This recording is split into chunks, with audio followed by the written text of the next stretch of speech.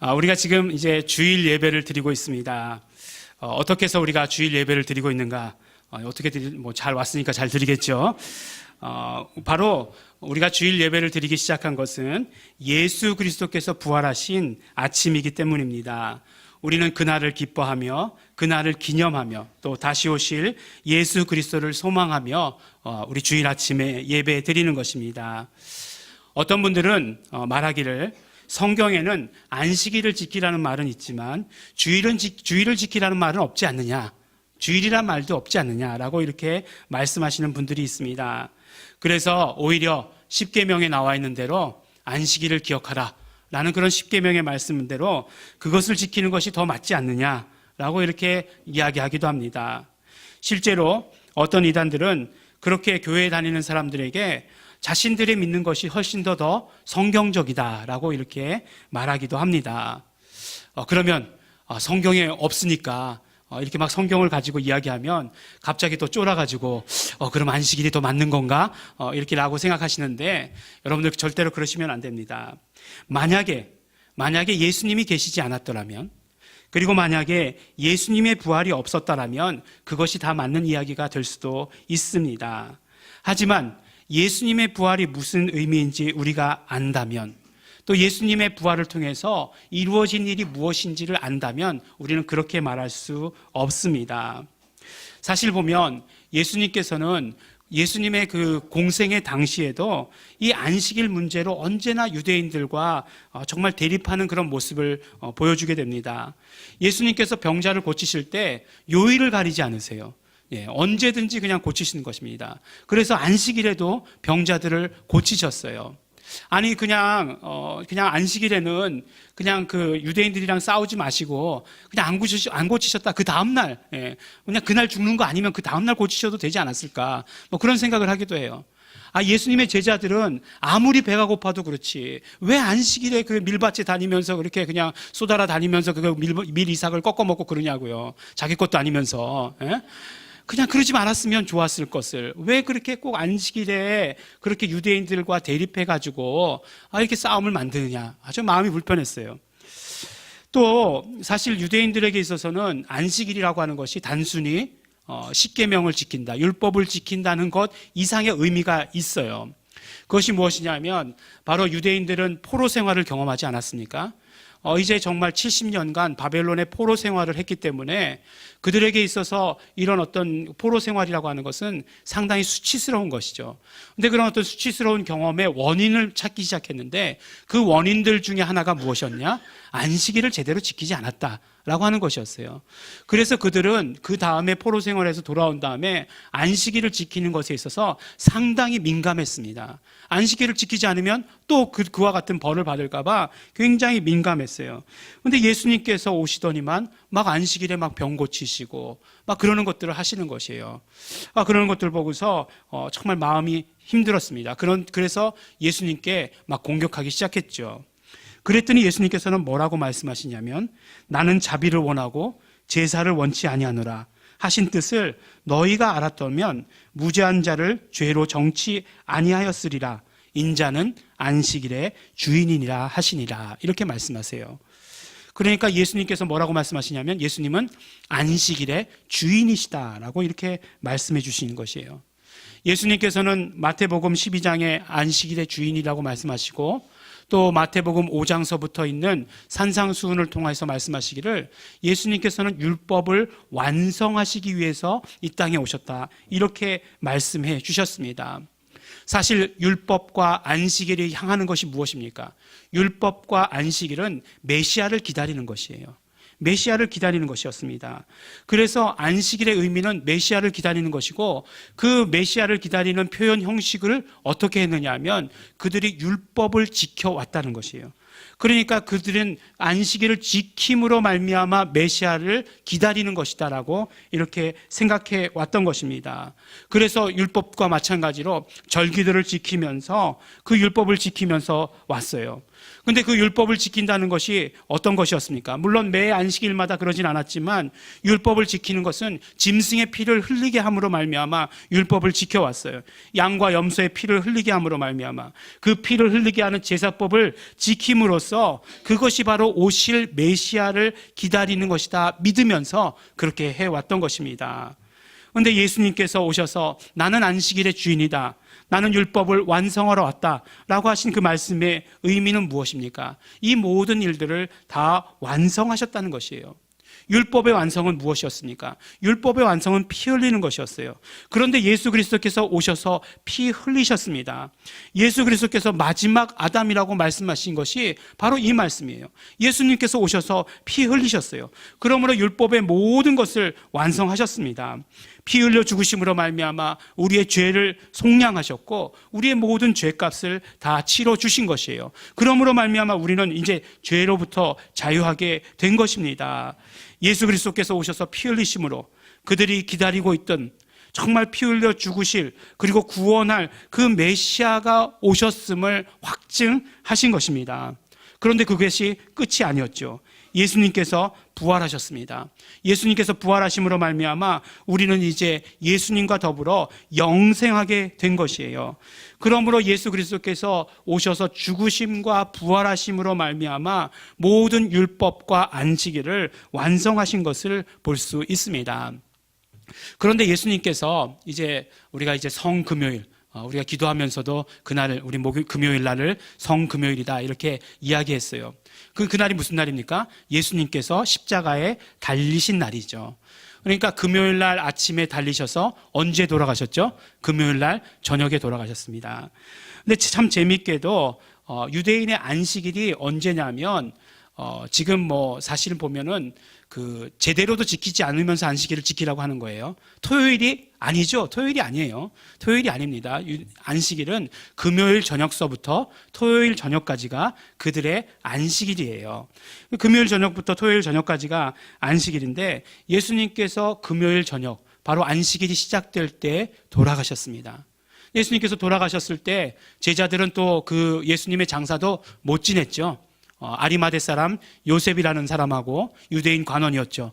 그리고 요한복음 우리 3장에서 함께 말씀 나눴던 니고데모라고 하는 사람이 바로 예수님의 시체를 가져다가 장사를 지냈습니다. 그리고 어땠습니까? 예수님은 안식일 내내 무덤에 머물러 계셨던 것이에요. 그리고 나서 이제 안식 후 첫날이죠. 그게 언제입니까? 오늘. 주일이죠.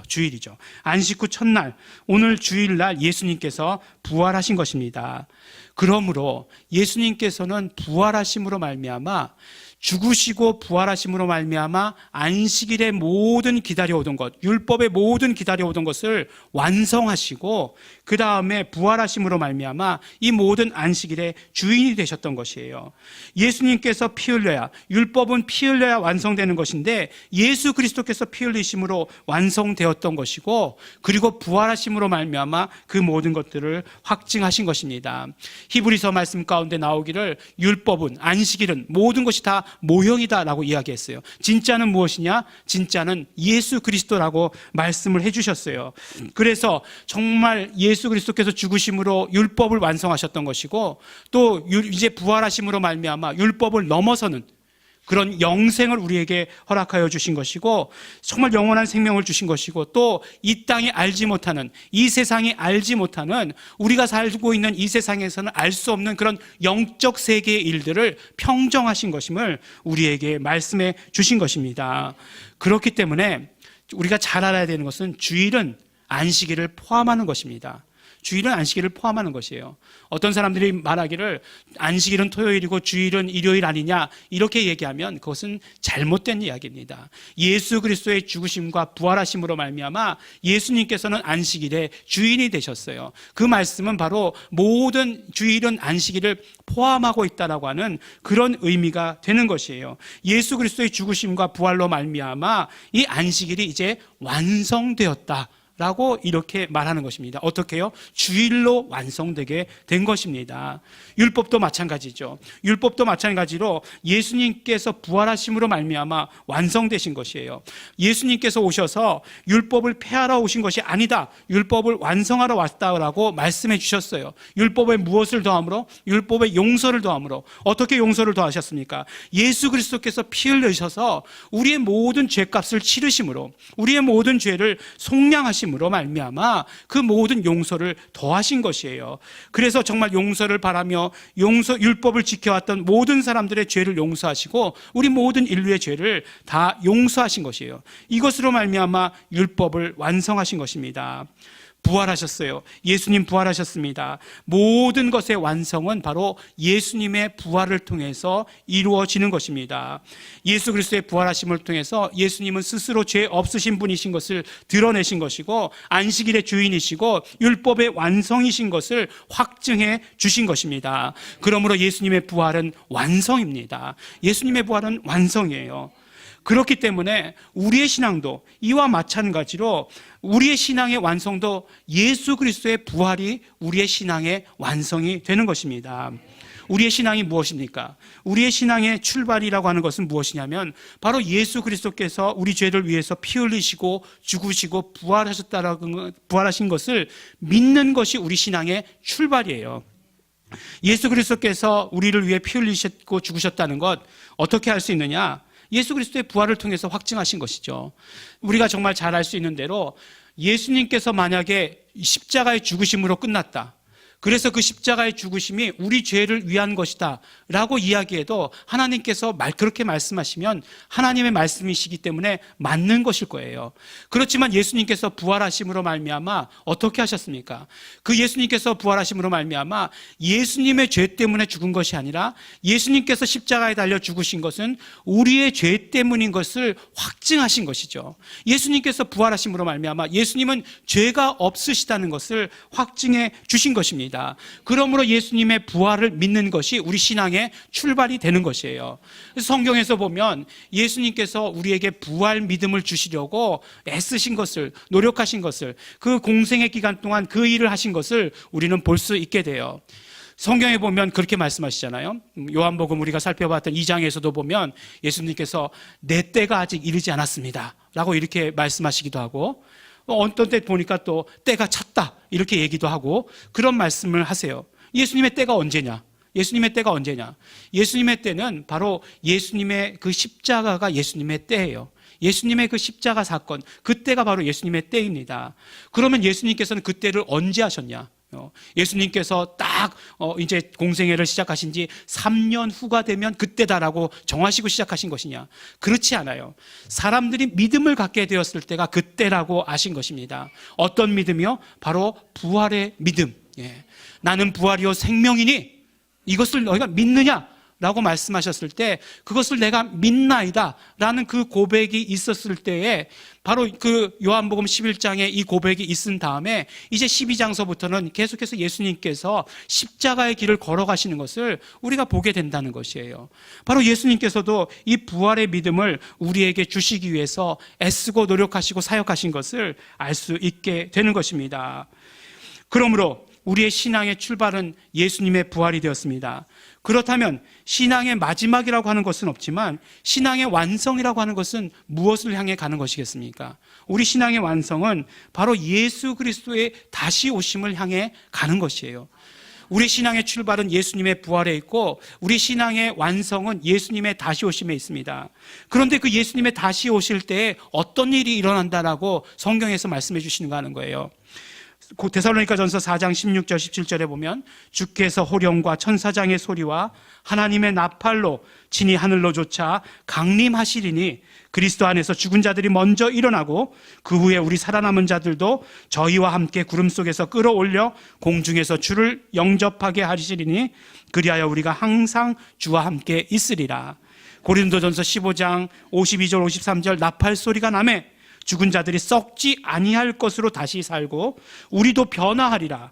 이 썩을 것이 불갑을 썩지 아니할 것을 입겠고 이 죽을 것이 죽지 아니함을 입으리로다. 이렇게 말씀해 주고 계십니다. 예수님 다시 오시면 어떤 일이 일어난다고요?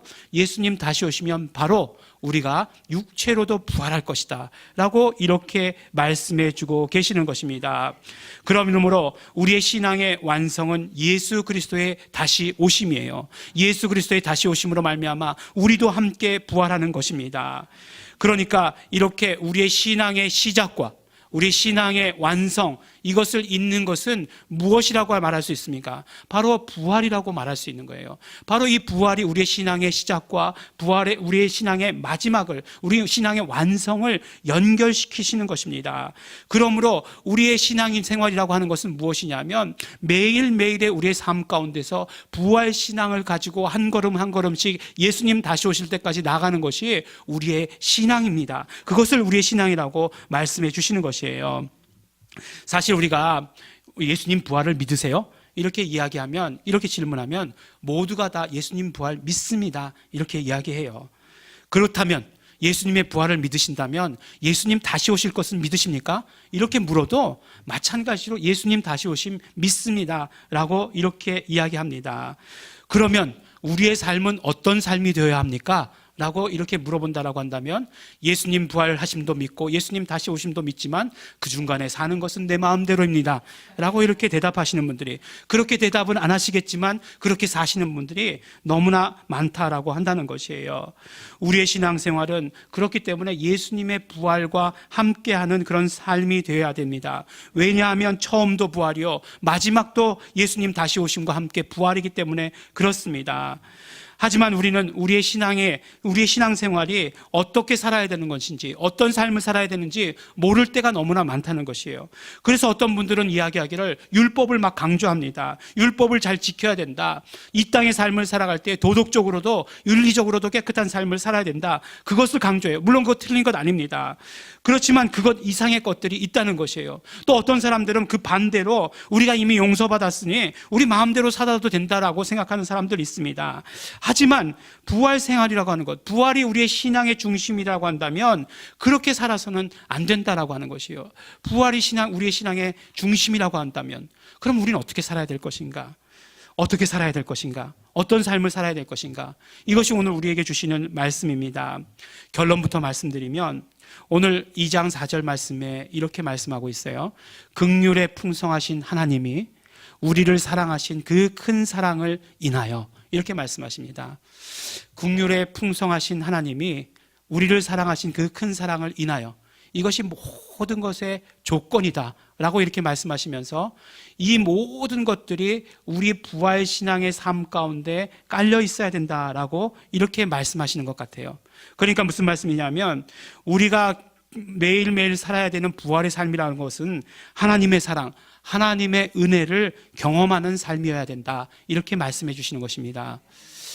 굉장히 놀라운 걸 기대했는데 너무 평범하다 이렇게 생각하시는 분들 너무 맛있으신 것 같아요. 늘 듣던 말이잖아. 하나님의 사랑 오늘 또 나왔네. 하나님의 은혜, 그렇지 우리가 다 그렇게 사는 거지 난 그렇게 살고 있어요 이렇게 얘기하고 싶으신 분들도 너무나 많을 것 같아요.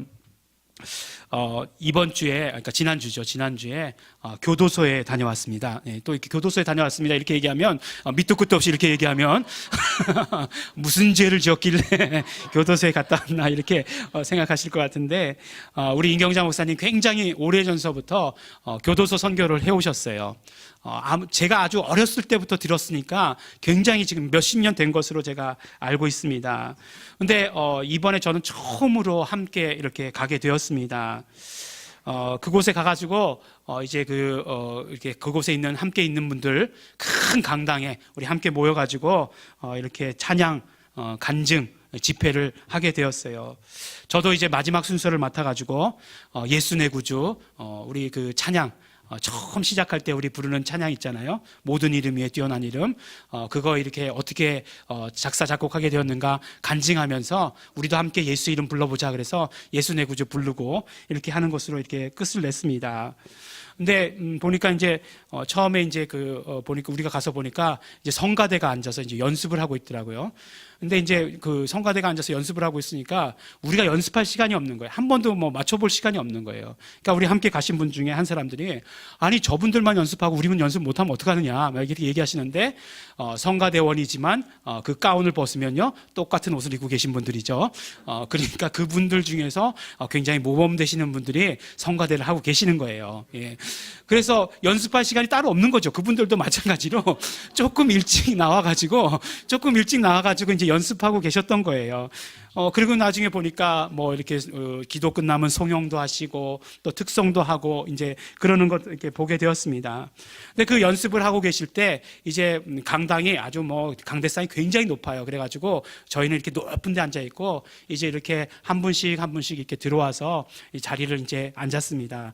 그냥 뭐 자유로운 그런 분위기 아니죠. 다 이제 교도관들이 그냥 중간중간에 서가지고 이렇게 철저하게 이렇게 질서를 유지해 가면서 이게 자리에 앉히셨습니다.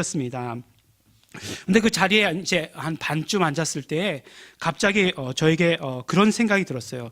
어떤 그런 마음이 드는 것을 발견할 수 있었습니다. 어떤 마음이었냐면 저 사람들 무슨 죄로 여기 왔을까? 예. 그리고 또 저 사람들은 몇 년이나 여기 있었을까? 앞으로 몇 년이나 더 있게 될까? 예. 그리고 어떤 사람은 보니까 너무 멀쩡한 거예요. 여기 있기에는 너무 멀쩡하게 보인다. 예. 뭐 그런 생각이 든 것이 아니고, 예. 그런 생각이 든 것이 아니라 어떤 생각이 들었냐면 너무 불쌍하다라고 하는 그런 생각이 들었어요. 너무 불쌍하다라고 하는 생각이 들었어요. 그러면서 어떤 생각이, 불쌍하다는 생각과 더불어서 어떤 생각이 들었냐면 하나님께서 우리를 보실 때 너무 불쌍하다. 우리 죄를 보시면서, 죄인들을 보시면서 그런 생각을 하지 않으셨을까라는 그런 생각을 하게 되었어요. 뭐 누군가 어떤 죄를 지었나 뭐 그걸 보시는 것이 아니라 쟤는 뭐 무슨 죄를 지었기 때문에 더 오래 고생해야 돼, 죄에 고통받아야 돼, 뭐 이렇게 생각하시는 것이 아니라 하나님께서 정말 죄인인 우리를 보시면서, 그리고 죄의 종노릇하기 때문에 묶여있는 것 아니에요. 그 묶여있는 우리를 보시면서 어떤 생각을 하셨을까? 정말 불쌍하다, 정말 불쌍하다라고 하는 그런 생각을 하셨을 것 같아요. 그래서 오늘 말씀해 보니까 뭐라고 말씀하세요? 긍휼에 풍성하신 하나님이라고 말씀하시지 않습니까? 우리를 그렇게 불쌍히 여기셨다는 거예요. 그래서 얼마나 우리를 불쌍히 여기셨던지 독생자, 하나님의 독생자 예수 그리스도를 보내실 만큼, 그리고 보내신 것뿐만 아니라 죽으시고 피 흘리시게 하실 만큼 그렇게 우리를 불쌍히 여기셨다라고 하는 것을 그 마음 가운데서 깨닫게 되었습니다. 하나님께서 죄인된 우리를 보시면서 가지신 마음 그거예요. 긍휼의 마음. 긍휼의 마음을 가지셨어요. 그러니까 하나님의 독생자를 보내신 것이죠. 그래서 정말 하나님의 독생자를 보내셔서 피 흘리시게 하시고 죽게 하실 수 있는 것, 하나님께서 우리를 그렇게 불쌍히 여기셨기 때문에 그렇게 하실 수 있는 것이에요. 이렇게 독생자 예수 그리스도를 보내주셔서 우리를 건져내셨으니 우리가 부활을 경험한다는 것은 무엇이겠습니까? 우리가 부활을 경험한다는 것은 그 하나님의 긍휼하심, 그 하나님의 사랑, 그 하나님의 은혜가 우리 가운데, 우리의 정말 신앙의 가운데 가장 기본이 되어야 한다라고 말씀해 주시는 것이에요. 하나님께서 하신 그런 모든 일들이, 예수 그리스도를 보내시고 그 이루신 그런 모든 일들이 하나님의 긍휼하심과 하나님의 사랑과 하나님의 그 은혜 가운데 이루어진 일이기 때문에 우리도 정말 부활의 신앙을 가지고 살아간다라고 한다면 하나님의 사랑, 하나님의 은혜가 우리의 삶 가운데 충만해야 된다는 것이에요. 그것이 가장 기본이 되어야 된다라고 하는 것이에요. 매일매일의 삶 가운데 하나님의 사랑이 무엇인지, 하나님의 은혜가 무엇인지 경험해야 한다는 것입니다. 그렇다라고 한다면 또 하나님의 사랑이 무엇인가 구체적으로 알아야 되겠죠. 하나님의 사랑이 무엇인가, 막연하게 하나님의 사랑 감정적으로 지식적으로 말하는 것 말고 하나님의 사랑이 구체적으로 무엇인지 알아야 돼요. 하나님의 사랑은 하나님의 그 뜻과 함께 우리에게 전달되었습니다. 하나님의 사랑이 무엇입니까? 하나님의 사랑은 우리와 함께 하시겠다는 것이 하나님의 사랑이에요. 이것은 하나님의 뜻이고 하나님의 사랑입니다. 우리가 죄인임에도 불구하고, 그래서 독생자를 피 흘려 죽게 만든 그런 존재임에도 불구하고 단순히 피 흘려 죽기만 했습니까? 예수님을 얼마나 우리가 모독했어요. 침뱉고 때리고 정말 무시하고 했던, 배반하고 했던 그렇게 했던 우리와 함께 하시겠다고 하시는 것이 하나님의 사랑 아니냐 하는 것이에요. 하나님의 사랑이 우리에게 이렇게 나타났습니다.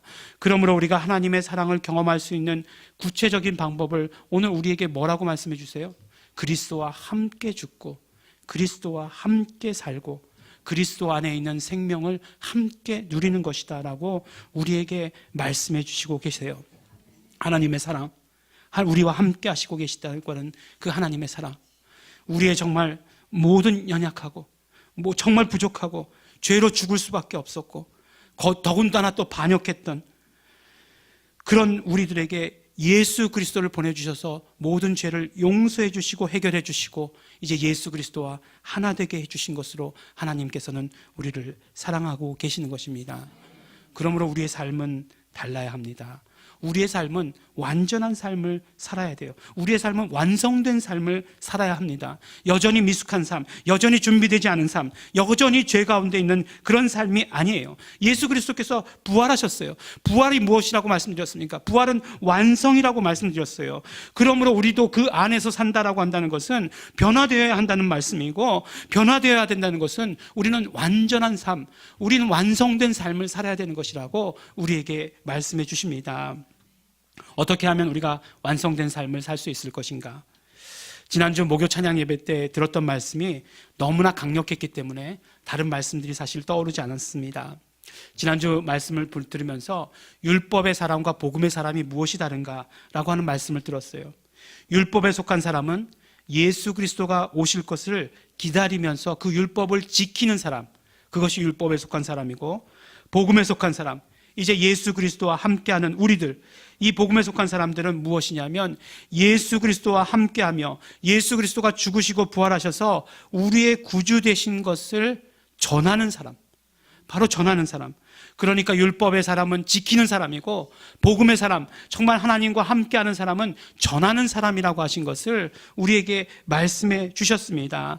그러므로 우리가 정말 완전한 삶을 산다는 것, 무엇입니까? 완전한 삶을 산다는 것은 바로 예수가 우리의 구주 되심을 증거하고 전하는 삶이에요. 언제까지? 예수 그리스도 다시 오실 때까지. 예수 그리스도 다시 오실 때 땅끝까지 복음이 전해지면 예수님 다시 오신다라고 말씀하셨기 때문에 우리가 예수님의 다시 오심을 기다린다고 한다면 땅끝까지 그것이 전해지도록 해야 한다는 것이에요. 그것이 우리의 완전한 삶이고 그것이 우리의 신앙생활이다라고 우리에게 말씀해 주시고 계십니다.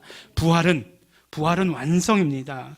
율법을 완전케 하신 것이시고 또한 복음을 완전케 하시는 것입니다. 우리의 신앙도, 우리의 신앙생활도 부활로 말미암아 완성되는 것입니다. 부활을 경험하는 삶, 구체적으로 하나님을 경험하는 삶, 더 구체적으로 하나님의 함께 하시는 것을 경험하는 삶을 우리가 살아야 하는 것입니다. 하나님께서 함께 하시는 가운데 우리도 이제는 하나님의 뜻을, 하나님의 마음을 이제 품고서 하나님의 뜻대로 사는 삶을 살아야 하는 것입니다. 그러므로 예수 그리스도의 부활을 증거하는 삶, 예수 그리스도께서 나와 함께 하심을 증거하는 삶을 살아야 하는 것입니다.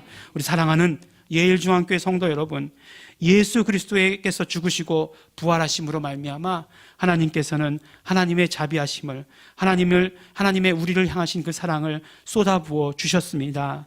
그러므로 우리는 이제 예수 그리스도와 함께 죽고 예수 그리스도와 함께 사는 삶을 살아야 하는 것입니다. 그것이 우리의 모든 삶 가운데 드러나야 하는 것이고, 그리고 그것을 증거하는 삶을 살아야 하는 것입니다. 예수 그리스도가 우리의 구주 되심을 전하고 증거하시는, 그러므로 예수 그리스도와 함께 영원한 생명을 누리시는 우리 성도 여러분들 되시기를 예수 이름으로 또한 축원합니다. 우리 함께 기도하시겠습니다. 우리 시간 기도하실 때 우리 정말 감사하시면서 기도하시기 바랍니다. 예수 그리스도의 부활하심으로 말미암아 우리가 정말 예수 그리스도와 함께 이제 영원한 삶을 살게 하여 주신 것 너무나 감사하고 고맙습니다. 하나님 아버지, 부활이 완성임을 오늘 말씀을 통해 깨닫게 되었습니다. 우리의 삶이 부활의 삶이 되게 하여 주시옵소서. 우리의 삶이 정말 부활 신앙을 가지고 사는 삶이 되게 하여 주시옵소서. 하나님께서 우리를 사랑하시고 하나님께서 사랑하심으로 말미암아 우리와 함께 계신 그것을 증거하며 드러내는 삶 살도록 되기를 간절히 바라고 소원합니다. 성령님 함께 하시옵소서. 성령님 역사하여 주시옵소서. 우리 다 같이 감사하시면서 또한 회개하시면서 결단하시면서 통성으로 기도하시겠습니다.